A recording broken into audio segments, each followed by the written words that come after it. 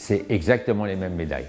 C'est le même design sur médaille d'or, d'argent et de bronze. Il fallait vraiment que la médaille fasse 8 cm et demi de diamètre.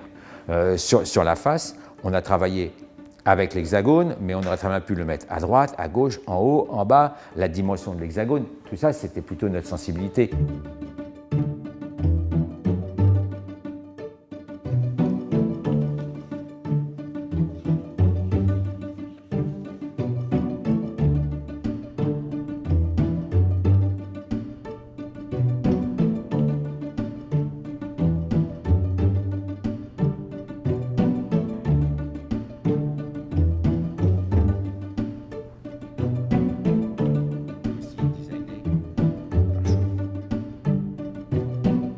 Alors le petit morceau de tour Eiffel, nous on a décidé de le traiter exactement comme une pierre précieuse, comme la partie précieuse de cette médaille, et donc on a décidé de le sertir à la manière d'une pierre précieuse, c'est-à-dire avec 6 griffes sur les angles de cet hexagone. Ici nous avons le dos de la médaille paralympique où on voit cette tour Eiffel, on s'imagine qu'on est vraiment au-dessous, et on a rajouté aussi en braille Paris 2024. Nous, au sein de l'atelier Chaumet et de la maison Chaumet, nous sommes la maison qui a la réputation d'être le spécialiste du bijou de tête.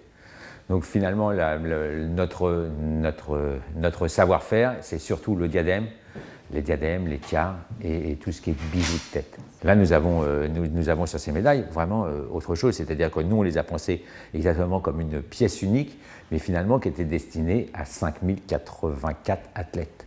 Et lorsqu'on a présenté ces médailles au mois de février, tout le monde a été unanime. Ils étaient tous c'est peut-être fort comme mot, mais ils étaient subjugués par ce qu'on avait fait. C'était plus qu'une médaille, c'était vraiment un bijou, c'était traité comme un bijou. Elle faisait l'unanimité de la majeure partie des athlètes.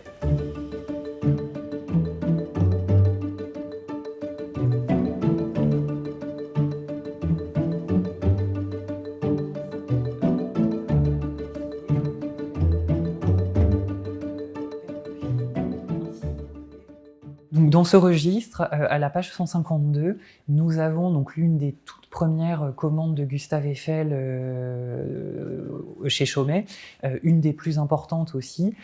Vous avez donc ici le détail de son achat. Dans le cadre des médailles des Jeux Olympiques, je dirais qu'il y avait 2 points principaux dans le brief.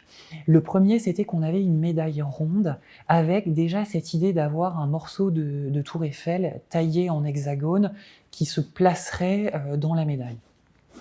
Et l'autre point important du brief était d'avoir un jeu de rayonnement dont on ne savait pas encore très bien comment il serait dessiné, mais d'avoir un jeu de rayons voilà, qui allait entourer en fait ce morceau de tour Eiffel.